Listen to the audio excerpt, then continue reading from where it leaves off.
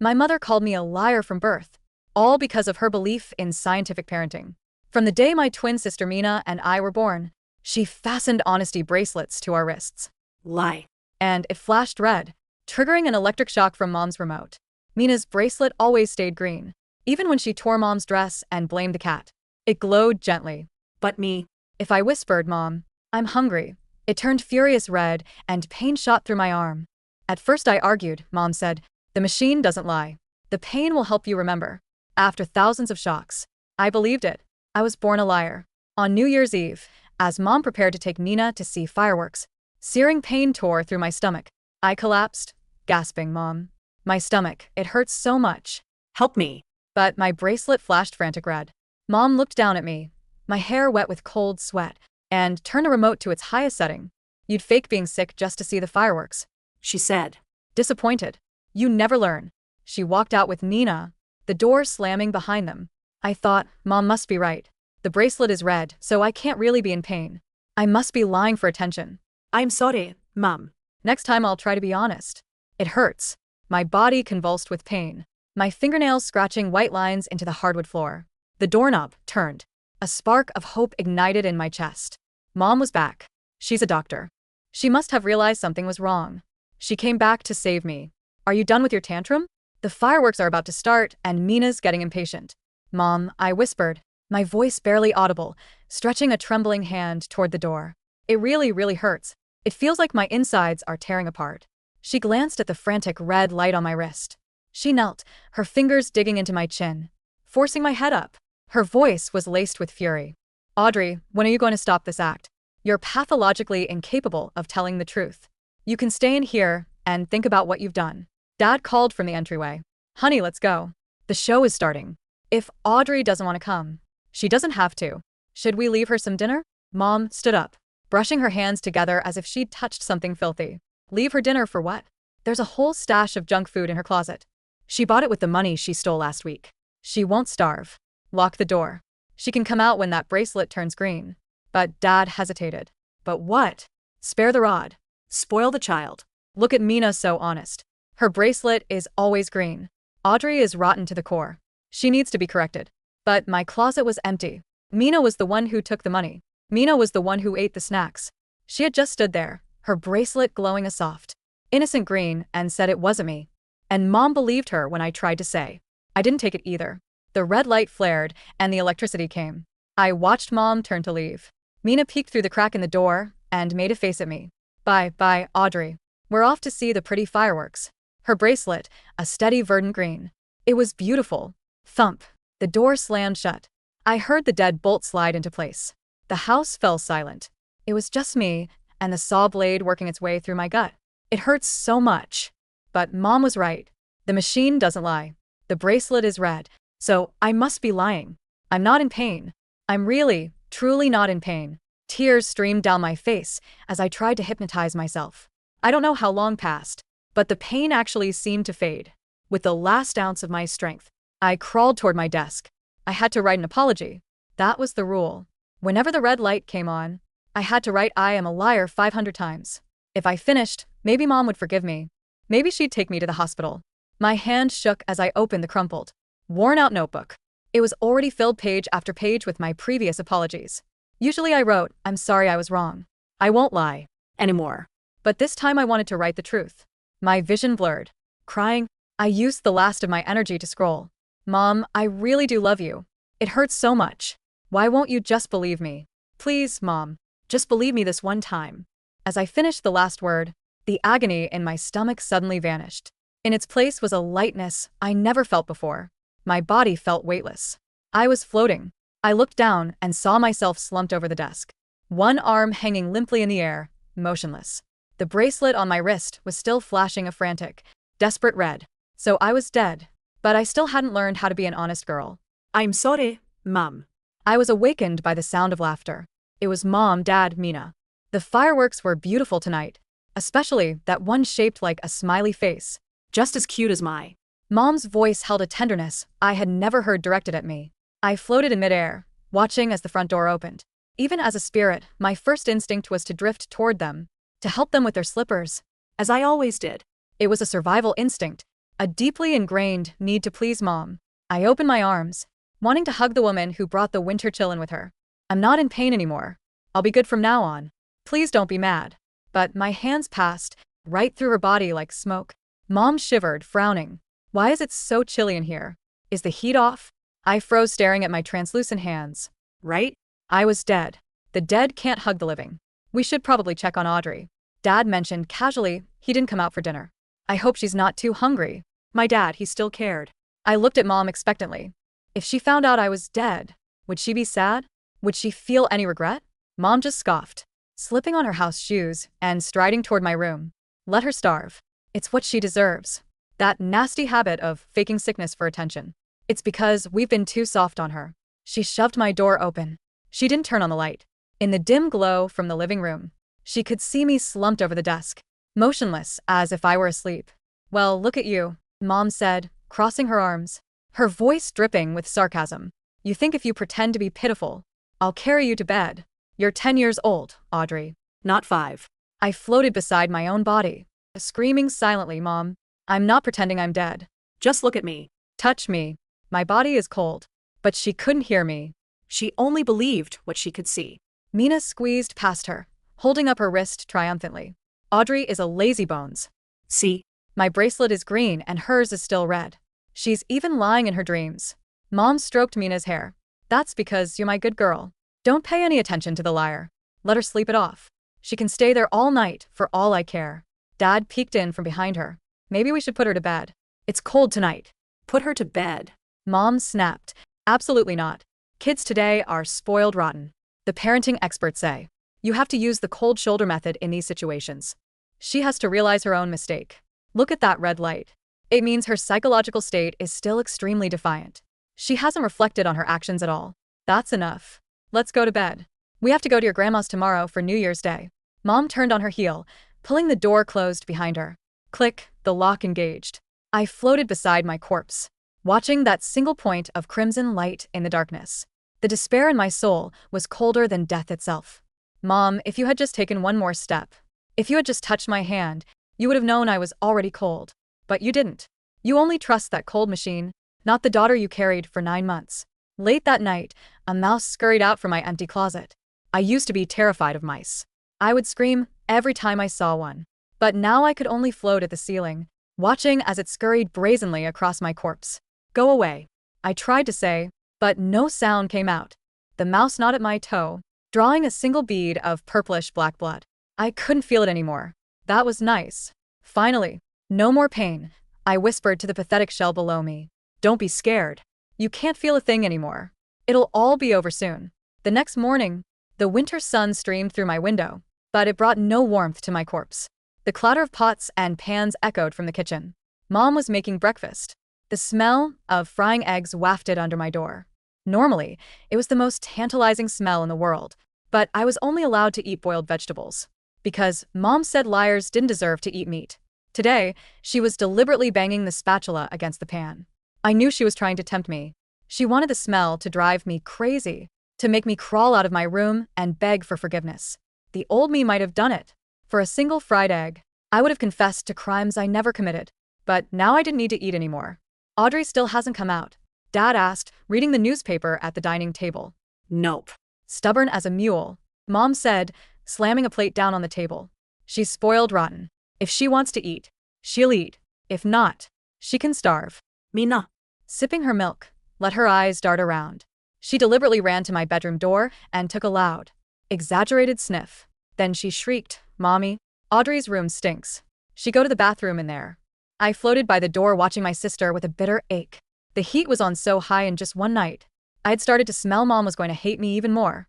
Now. Mom marched over, her brow furrowed in disgust. Audrey, she yelled, pounding on the, are you a pig? The bathroom is right next door. Are your legs broken? You actually soiled your own room. You are hopeless. You'd rather live in your own filth than admit you were wrong. I remembered when I was little, I had a bad stomach flu once and didn't make it to the toilet in time. Not only did Mom not help me clean up, she made me stand in the yard as a punishment for everyone to see. She pointed at me and told the neighbors, look at this one, dirty as a little pig. And now she thought I was dirty again. Forget her. Mom waved her hand dismissively, as if shooing a fly. Let her stew in her own stink. See how she likes it? Dad put down his paper, his frown deepening. The smell is getting pretty bad. I'll go check. Maybe a mouse died in there, or something. He stood up and started walking toward my room. My spirit heart leaped. Dad. Open the door. Please. Look at me. I'm right behind the door. Just turn the handle and you'll see that I'm not moving. You'll see my face has already started to turn black. I floated right in front of him, waving my arms frantically, trying to get his attention. His hand closed around the doorknob. The doorknob turned. It didn't squeak. It was a smooth, well-oiled rotation that signaled the end of my imprisonment, though I was no longer there to appreciate it. I hovered near the ceiling, my spirit form vibrating with a strange, static anxiety. I wanted to shout, "Don't look," and simultaneously, "Look what you've done." Dad pushed the door open. He took one step in, his nose wrinkling, ready to scold me for the smell. "Audrey, for God's sake, open a wind." The sentence died in his throat. The room was bathed in the harsh morning light, illuminating the dust motes dancing in the air. They settled gently on my hair, which was matted to my forehead. I was slumped over the desk, my cheek pressed against the wood, my left arm dangling. The fingernails on that hand were purple.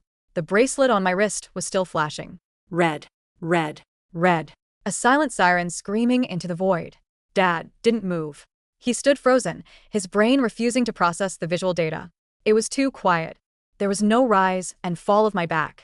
There was no sound of weeping. "Audrey," he whispered. It was a broken sound. Mom appeared behind him, wiping her hands on a dish towel. Well? Is she sulking? Tell her if she doesn't come out in 5 minutes, I'm throwing the rest of the eggs in the trash. Dad didn't answer. He took a shaky step forward, his hand reaching out as if the air between him and my body was made of glass. He touched my shoulder. I remembered that shoulder. It used to be warm. Now, as his fingers made contact, he recoiled as if he had been burned. But it wasn't heat that shocked him. It was the absolute, stone-like rigidity of rigor mortis. "Catherine," Dad said. His voice was unrecognizable. High, thin, terrified. "Catherine, call 911. Mom huffed, pushing past him. "Oh, don't be dramatic." She's holding her breath. "I've read about this. It's a manipulation tactic to induce hypoxia and cause panic in the parent. Audrey, sit up." She grabbed my upper arm, the one with the bracelet, and yanked. My body didn't unfold like a sleeping child's. It moved as a single, stiff block. My head lolled sideways, but my neck didn't bend. My face was turned toward them now. My eyes were half open, clouded and dull, fixed on a point somewhere near the floorboards. My skin was a mottled map of gray and blue.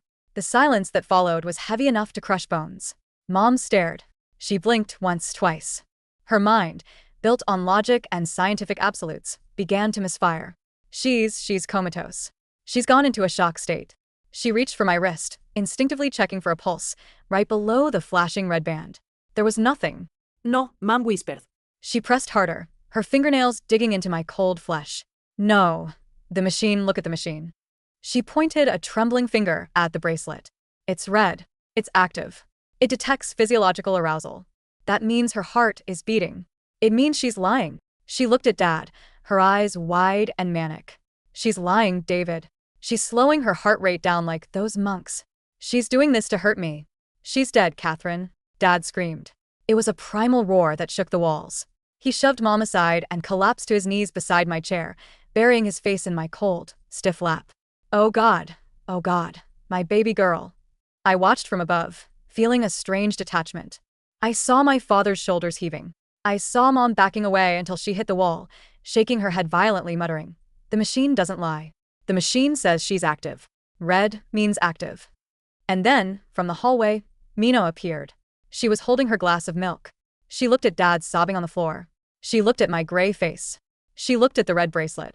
She didn't scream. She didn't drop her glass. She took a sip of milk, a small white mustache forming on her upper lip. "I told you it smelled like something died," Mina said. The paramedics arrived 7 minutes later. They were professional, efficient, and horrified. I watched as they cut the clothes off my body to attach sensors that would never beep. One of the EMTs, a young woman with kind eyes, reached for the bracelet. "Leave it." Mom shrieked from the doorway. She was being held back by a police officer. "That's a medical monitoring device. It contains her vitals." "Ma'am, it's a toy," the EMT muttered under her breath, taking a pair of trauma shears to the rubber strap. Snip. The bracelet fell to the floor. The red light flickered once, then went dark. The silence in the room changed. The frantic red strobe was gone. Now, it was just a dead girl in a cold room. They zipped the black bag over my face. I tried to follow them out, floating through the roof of the ambulance, but I felt a tether pulling me back to the house. I wasn't done here. The apology note, my final words, was still on the desk. Dad had found it. Later that night, the house was filled with police. They were treating the room as a crime scene. Dad sat at the kitchen table, the crumpled notebook in his hands. He had read the line, "I really do love you, Mom," about 1,000 times. Every time he read it, a fresh tear leaked from his eye. Mom was sitting opposite him, staring at the wall. She was sedated, but her mind was still racing. "We need to wait for the toxicology report," she said, her voice monotone. She probably took pills from the cabinet. A suicide attempt to garner sympathy that went too far. That's why the bracelet was red. Anxiety before the act. Shut up, Dad said. He didn't shout. He just said it with the weight of a tombstone. "Just shut up, Catherine." "Mr. and Mrs. Vane?" A detective stood at the kitchen entrance. He looked tired. He held a clear plastic bag containing the bracelet. "We spoke to the coroner. Preliminary cause of death is septic shock resulting from a ruptured appendix." Mom froze. That's impossible. "The medical examiner estimates the rupture happened approximately 24 to 36 hours ago," the detective continued, reading from his notepad. "Based on the state of the organs, she would have been in excruciating pain for days prior to the rupture." "But the bracelet," Mom whispered. "The bracelet said she was lying." The detective looked at the plastic bag with disgust. "We had our tech guys look at this thing. It's a novelty item, Mrs. Vane. It measures galvanic skin response and pulse variance. Basically, it detects stress, Sweat. elevated heart rate." I floated closer, listening. This was the secret I had died for. "When a child is in severe pain," the detective said, his voice hard, "their heart rate spikes. They sweat. Their body goes into distress. This machine, it interpreted her agony as a lie." The room seemed to tilt. Mom's face went the color of ash. "And Mina?" Dad asked, his voice trembling. "Why was Mina's always green?" The detective glanced toward the living room, where Mina was watching cartoons, seemingly oblivious to the tragedy. "If a person feels no stress when they lie," the detective said slowly, "if they have no physiological reaction to deception, the light stays green." Dad looked at Mom. His eyes were no longer sad. They were filled with a hatred so pure it burned the air between them. "You tortured her," Dad whispered. "She told you she was hurting. The machine flashed red because she was screaming in pain, and you shocked her for it." I was following the protocol," Mom stammered, her hands shaking. "The data, the variables." "She wrote me a note," Dad said, sliding the notebook across the table. "She used her last breath to apologize for dying." Mom looked at the handwriting. The shaky, fading letters. "I'm sorry, Mom." "I'm not in pain. I'm really, truly not in pain." Mom made a sound that wasn't human. It was a high-pitched wheeze, like a balloon losing air. She covered her mouth, her eyes bulging. Finally, the wall of science, the shield of data she had built around her heart, shattered. She didn't cry. She screamed. She screamed until her throat bled, curling into a ball on the kitchen floor, clawing at her own arms as if trying to tear the skin off. I watched her, feeling a strange lightness. "Do you believe me now, Mom?" The funeral was a blur of black umbrellas and whispered gossip. I sat on my own coffin, swinging my legs. It was weird seeing my body go into the ground, but I felt less attached to it now. My focus was on the living. Mina stood between Mom and Dad. She was wearing a black dress and looking appropriately solemn. But I could see her aura, a murky, sickly yellow. Mom was heavily medicated. She stood like a statue, staring into the grave. She hadn't spoken since the night of the autopsy. Dad held her arm, but not with affection.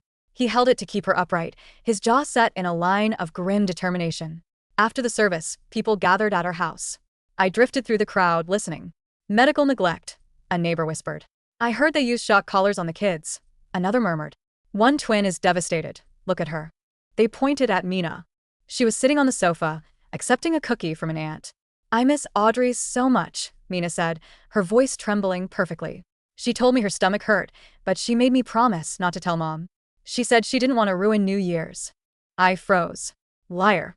The bracelet on Mina's wrist, she was still wearing it, a symbol of her innocence, glowed a steady, soft green. "Oh, you poor sweet thing," the aunt cooed. "It wasn't your fault." Mina nodded, biting into the cookie. As she chewed, her eyes flicked toward the hallway, meeting my invisible gaze. She smiled. A tiny, micro-expression of triumph. She knew. She knew the machine was flawed. She had known all along. I remembered the money, the snacks, the broken vase. Mina felt no guilt. She felt no fear. To her, lying was as natural as breathing. The machine only caught people who had a conscience. I drifted into the hallway. Dad was there, standing by the closet, my closet. He was holding a shoebox. He opened it. It was full of candy wrappers. Expensive chocolate, chips, things Mom never allowed in the house. And at the bottom, a stash of cash. David. Dad turned. Mom was standing there. She looked like a ghost herself. This was in Audrey's closet, Dad said softly. You said she stole the money. You said she bought the junk food. She did, Mom whispered. The bracelet turned red when I asked her. I found this too, Dad said. He pulled out a receipt from the bottom of the box. It was dated 2 weeks ago. The timestamp was 3:45 p.m. Audrey had detention that day, Dad said. I picked her up at 4:30. She couldn't have been at the store. Mom stared at the receipt. But Mina, Dad's voice broke. Mina was home. Mina walked home. Mina said she didn't take it, Mom said, her voice rising in panic. Her bracelet was green. The bracelet only works on people who feel bad about lying, Catherine. Dad roared, throwing the box against the wall. Candy wrappers fluttered down like confetti. Don't you get it? We raised a monster, and we killed the saint. Mom sank to the floor, amidst the evidence of her failure. I looked at Mina's door. It was slightly ajar. She was in there, humming to herself. I couldn't interact with the physical world much. I couldn't lift a chair or slam a door. But electricity? Energy? That I could touch. I was pure energy now. I drifted into Mina's room. She was sitting at her vanity, brushing her hair. She looked at herself in the mirror. Bye, Audrey, she whispered to her reflection. I focused. I gathered every ounce of cold, sorrowful energy I had. I thought about the shocks, the pain, the red light burning my retinas. I directed it all at the lamp on her desk. It flickered. Then the overhead light. Buzz. Pop. Mina stopped brushing. She looked around. Mom, I moved closer. The air in the room dropped 20 degrees. Mina shivered. She rubbed her arms. Stop it, she whispered. I focused on the bracelet on her wrist. The circuitry. The battery. Turn red, I commanded. Tell the truth. Mina gasped. The bracelet on her wrist sparked. It didn't turn red. It turned white hot. She screamed and tried to claw it off, but the clasp was jammed. Mom. Dad, she shrieked. Dad. And Mom came running. They found Mina rolling on the floor, clutching her wrist. The bracelet was smoking. Get it off. It's burning me. Mina screamed. Dad pinned her down and managed to pry the melted plastic off her skin. There was a raw, red burn mark circling her wrist. It attacked me, Mina yelled, tears streaming down her face. Real tears this time, born of pain. Audrey did it. She's here. Mom stared at Mina. In the chaos, Mina's mask had slipped. Her face was twisted not just in pain, but in a visceral, ugly rage. Audrey is dead, Mina, Mom said hollowly. I'm glad she's dead. Mina screamed, holding her burned wrist. She was weak. She was always whining. Mom, I'm hungry, Mom, it hurts. She mocked my voice perfectly. I hated her. I'm glad she rotted. The silence in the room was absolute. Mina froze, realizing what she had said. She looked at the bracelet on the floor. It was broken. She looked at Mom. Mom's face hardened. For the first time, she was looking at Mina without the filter of the green light. She saw the cruelty in her eyes. You let her die, Mom whispered. You knew she was sick. She was annoying. Mina spat, cornered. And you believed me. You always believed me because I'm the smart one. I beat your stupid machine. It was so easy. Just don't care. If you don't care, it doesn't beep. Mina lägg. It was a dry, chilling sound. You're the doctor, Mom. You're the genius. And you killed your favorite daughter because a toy told you to. Mom didn't move. She didn't scream. She just broke. She turned and walked out of the room, walking like a marionette with cut strings. The fallout was slow and painful. Dad filed for divorce a week later. He couldn't look at Mom. He couldn't look at Mina. He took his things and moved to an apartment across town. He set up a small shrine for me on his mantle, my photo, my old teddy bear, and the apology note. I visited him sometimes. I'd make the wind chimes on his balcony ring when there was no breeze. He would smile, sad and tired, and say, Hi, Audrey. He knew. Mina was sent to a boarding school for troubled youth. The psychiatric evaluation was damning. Sociopathic tendencies, lack of empathy, pathological lying. The doctors said she needed intense therapy. Mom stayed in the house. She lost her medical license. The review board found her unfit to practice after the details of my death came out in the divorce proceedings. The scientific parenting method became a cautionary tale in the newspapers. She spent her days sitting in my room. She had scrubbed the floor where I died, but she said the stain wouldn't go away. I watched her one evening, 6 months after I died. It was raining. Mom was sitting at my desk. She had the old shock remote in her hand. She was turning the dial. Low. Medium. High. I'm sorry, she whispered to the empty room. Audrey, I'm sorry. She put the remote down and picked up the broken remains of my bracelet, which she had retrieved from the police evidence box. She taped it together. She slipped it onto her own wrist. It didn't work, of course. It was broken. But she sat there, closing her eyes. Punish me, she whispered. Please, just punish me. I stood behind her. I looked at the woman who had birthed me, who had tortured me, who had loved a machine more than her child. I saw a broken, hollow shell. I felt a surge of anger, but it washed away, leaving only pity. She was in a prison of her own making. Her guilt was a shock collar she could never take off. I reached out. My hand, translucent and cool, passed through her shoulder. I forgive you, I thought. Not because she deserved it, but because I didn't want to carry the hate anymore. The hate was heavy, and I wanted to float. Mom shivered. She looked around, her eyes wide. Audrey. She burst into tears, head in her hands. I looked around my room one last time. The mouse hole was empty. The bed was made. The pain in my stomach was a distant memory. I drifted toward the window. The rain passed through me. I saw a light in the distance. It wasn't red like the bracelet. It wasn't green like Mina's lie. It was a warm, golden white. It looked like the fireworks I never got to see. I stepped out of the window, into the night air. I didn't look back. The machine was broken. The truth was out. And finally, for the first time since I was born, I was free.